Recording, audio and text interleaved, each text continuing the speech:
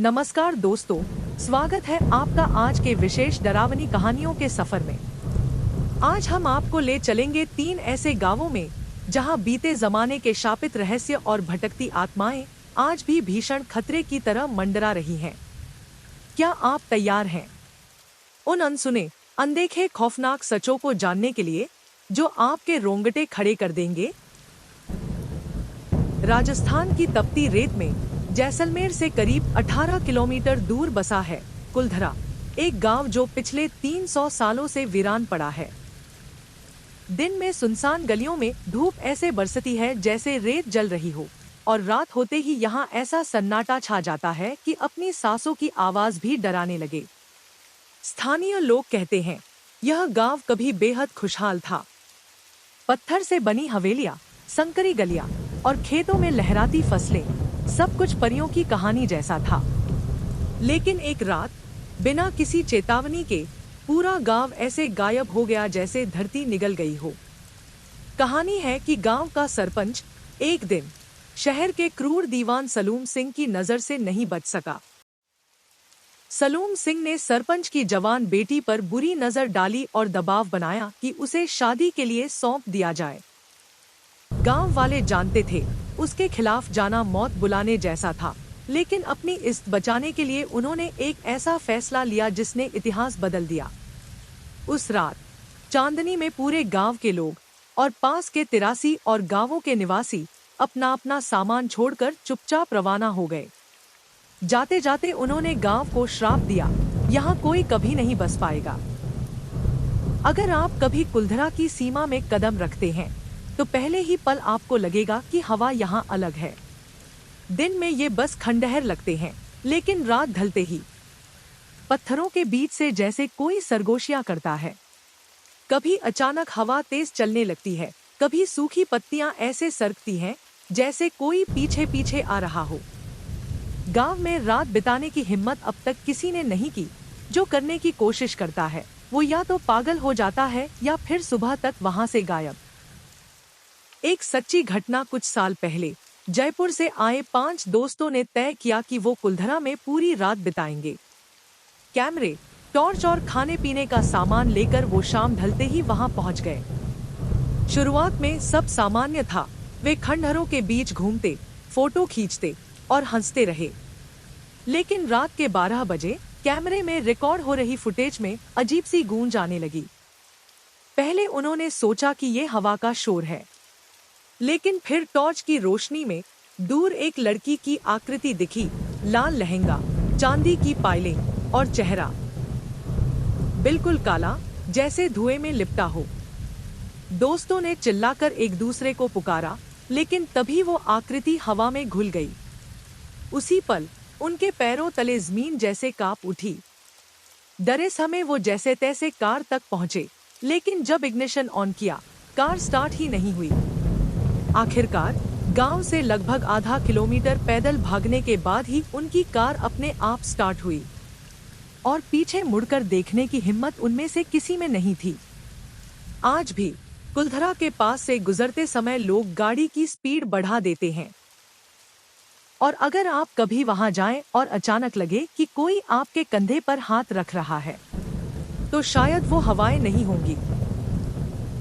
रेगिस्तान के सन्नाटे से निकलते हैं, अब चलते हैं असम की हरियाली में, जहां मौत आसमान से बरसती है। पूर्वोत्तर भारत का असम राज्य, हरी भरी पहाड़ियां, चाय के बागान, बादलों में लिपटी सड़कें। पर इन खूबसूरत नजारों के बीच दिमा हसाओ जिले का एक छोटा सा गांव है, जतिंगा। दिन में यह जगह किसी स्वर्ग से कम नहीं, लेकिन रात होते ही यहाँ का आसमान मौत का पैगाम लेकर उतरता है। स्थानीय लोग सदियों से एक रहस्य के गवाह रहे हैं। सितंबर से नवंबर की धुंधली ठंडी रातों में सैकड़ों पक्षी बिना किसी वजह आसमान से नीचे गिरकर मर जाते हैं। न कोई शिकारी, न कोई बिजली का तार, बस जैसे किसी अदृश्य हाथ ने उन्हें गिरा दिया हो। मैं जतिंगा पहली बार 2019 की बारिशों के बाद पहुंचा था। गांव का माहौल शांत था, लेकिन लोगों के चेहरों पर एक अजीब सी गंभीरता। शाम को मैं गांव के बुजुर्ग लखिंदर दादा के साथ चाय पी रहा था। उन्होंने कहा, बाबू, रात में घर से बाहर मत निकलना। यहाँ परिंदे भी अपने बस में नहीं रहते। उनकी आंखों में एक डर था जो बनावटी नहीं लग रहा था। रात के करीब 9 बजे पहाड़ों से ठंडी हवा उतरने लगी। चारों तरफ घना कोहरा छा गया। दूर जंगल से कभी कभी किसी उल्लू की आवाज सुनाई देती। मैं अपने कैमरे के साथ गांव के किनारे खड़ा था और फिर अचानक अंधेरे आसमान से एक तेज सरसराहट आई, फड़फड़ाहट, चीख और फिर धप्पा। मेरे पैरों के पास एक सुंदर सा हिरन चिड़िया पड़ा था। उसकी आंखें खुली थी, लेकिन वो निर्जीव था। मैंने चारों तरफ देखा। हवा में कोई शिकारी पक्षी नहीं, पेड़ों पर कोई हलचल नहीं। फिर यह कैसे गिरा? मैंने हिम्मत जुटाकर आगे बढ़ना शुरू किया। तभी ऊपर से एक के बाद एक, 3, 4, 5 अलग अलग प्रजातियों के पक्षी गिरने लगे। किसी का पंख टूटा हुआ नहीं था, न खून का कोई निशान। मानो उनकी जान बस हवा में ही खींच ली गई हो। मैंने लखिंदर दादा से पूछा, ये सब क्यों हो रहा है? उन्होंने धीमी आवाज में कहा, हमारे बाप दादाओं ने बताया था। बहुत पहले यहाँ एक पूरी जनजाति रहती थी।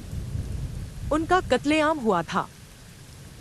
तब से इनकी आत्माएं आसमान में भटकती हैं। रात में उड़ने वाले पंछी उनकी छाया में आते ही मर जाते हैं। वैज्ञानिकों ने भी जतिंगा की जांच की है।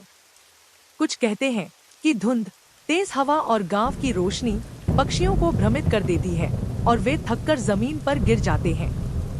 लेकिन मैंने अपनी आंखों से देखा था, कुछ पक्षी जमीन से 2 फीट ऊपर हवा में तड़पते हुए अचानक चुप हो गए और गिर पड़े। उस रात मैं जितनी दूर तक देख सकता था, वहां दर्जनों मृत पक्षी बिखरे पड़े थे। हवा में एक अजीब ठंडक थी जो त्वचा के आर पार उतर रही थी। ऐसा लग रहा था जैसे आसमान के बीच कोई अदृश्य शिकारी घूम रहा हो और उसकी नजर जैसे ही किसी पर पड़ती, उसकी सांस वहीं रुक जाती। सुबह गांव वाले चुपचाप उन पक्षियों को इकट्ठा कर दफनाने लगे। किसी ने ज्यादा बातें नहीं की। यह उनका रोज का हिस्सा था। जब मैं लौटने लगा, लखिंदर दादा ने मुझे देखा और बस इतना कहा, याद रखना बाबू, जतिंगा में मौत जमीन से नहीं, आसमान से आती है। उसके बाद से हर बार जब मैं बादलों में ढकी कोई पहाड़ी सड़क से गुजरता हूँ, तो अनजाने में ऊपर देखने से डर जाता हूँ। कहीं जतिंगा का आसमान तो नहीं। अगर आप जतिंगा जाएं, तो शाम होते ही घर के अंदर रहें। और अगर कभी धुंध में उड़ते पंखों की हल्की सी सरसराहट सुनाई दे, तो याद रखिए, यहाँ आसमान भी भरोसे लायक नहीं। असम की धुंध से निकलकर अब बढ़ते हैं गोवा के पहाड़ों की तरफ, जहां एक चुड़ैल अब भी बच्चों के नाम पुकारती है। गोवा और कर्नाटक की सीमा पर बसा चोरला घाट अपनी हरियाली, पहाड़ी रास्तों और घुमावदार मोड़ों के लिए मशहूर है। दिन में यह जगह बेहद खूबसूरत लगती है, लेकिन रात होते ही यहाँ का माहौल अजीब तरह से भारी हो जाता है। खासकर एक मोड़, जिसे लोग भूतिया मोड़ कहते हैं। स्थानीय ड्राइवर बताते हैं कि वहां कई हादसे हुए हैं और गवाहों का दावा है कि ठीक उस मोड़ पर एक सफेद साड़ी पहने औरत अचानक सड़क के बीच खड़ी मिलती है। एक बरसाती रात ट्रक ड्राइवर रमेश माल लेकर बेलगाम से गोवा जा रहा था। उसकी गाड़ी के हेडलाइट्स बारिश की बूंदों में धुंधला सा रास्ता दिखा रहे थे। जैसे जैसे वह घाट की ऊंचाई चढ़ रहा था, कोहरा घना होता जा रहा था। रमेश को याद था कि लोकल ड्राइवरों ने उसे चेतावनी दी थी, अगर रात में उस मोड़ पर कुछ दिखे तो गाड़ी मत रोकना और पीछे मुड़कर मत देखना। रात के करीब 2:30 बजे वह उसी कुख्यात मोड़ पर पहुंचा। अचानक हेडलाइट की रोशनी में एक आकृति दिखी, सफेद साड़ी, लंबे खुले बाल और उसका चेहरा बिल्कुल ढका हुआ। रमेश के हाथ स्टीयरिंग पर जमे रह गए। उसने एक्सीलेटर दबाया, लेकिन जैसे ही वह पास पहुंचा, वो औरत अचानक गायब हो गई। रमेश के सीने में धड़कने तेज हो गई, लेकिन उसने गाड़ी रोकी नहीं। करीब आधा किलोमीटर आगे जाकर उसने शीशे में देखा और उसकी रूह कांप गई। वो औरत ट्रक के पीछे खड़ी थी, बिल्कुल स्थिर, और बारिश में उसकी परछाई जमीन पर नहीं पड़ रही थी। कहानी यहीं खत्म नहीं होती। गांव के बुजुर्ग बताते हैं कि सालों पहले इसी मोड़ पर एक नवविवाहित दंपत्ति का एक्सीडेंट हुआ था। लड़की की मौके पर ही मौत हो गई, लेकिन उसका पति कई दिन बाद जंगल में लाश के पास मृत पाया गया। कहा जाता है कि उसकी आंखें पूरी तरह सफेद हो चुकी थी, जैसे उसने कुछ ऐसा देखा हो जिसे इंसानी दिमाग सह नहीं सकता। तब से जो भी उस मोड़ से रात में गुजरता है, अक्सर वही औरत दिखती है। कुछ कहते हैं कि वह मदद मांगती है, कुछ कहते हैं कि वह सामने आकर गाड़ी मोड़ने पर मजबूर करती है, जिससे हादसा हो जाता है। रमेश की कहानी यहीं खत्म नहीं हुई। कुछ दिनों बाद वह फिर उसी रास्ते से गुजरा। इस बार उसके साथ सहायक ड्राइवर सुनील भी था। रमेश ने कसम खाई थी कि अब वह उस मोड़ को दिन में ही पार करेगा, लेकिन माल लोडिंग में देरी हो गई और वे रात में ही घाट पर पहुंच गए। जैसे ही भूतिया मोड़ आया, ट्रक की हेडलाइट्स टिमटिमाने लगी और इंजन एकदम बंद हो गया। चारों तरफ सन्नाटा और घना कोहरा। सुनील ने खिड़की से झांका और अचानक डर के मारे चीख पड़ा, भाई, वो यहीं खड़ी है, हमारे ठीक सामने। रमेश ने देखा, वही सफेद साड़ी, वही गीले बाल, लेकिन इस बार उसका चेहरा साफ दिख रहा था, आधा जला हुआ, और आंखें बिल्कुल खाली, जैसे किसी गहरी खाई में झांक रही हों। वो औरत धीरे धीरे ट्रक की तरफ बढ़ने लगी। रमेश ने कांपते हाथों से चाबी घुमाई, इंजन चालू हुआ और उसने पूरी ताकत से गाड़ी आगे बढ़ा दी। पीछे मुड़कर उन्होंने नहीं देखा, लेकिन आज भी रमेश कसम खाकर कहता है, जैसे ही ट्रक उस मोड़ से निकला, मुझे अपने कान के पास किसी की सांस महसूस हुई।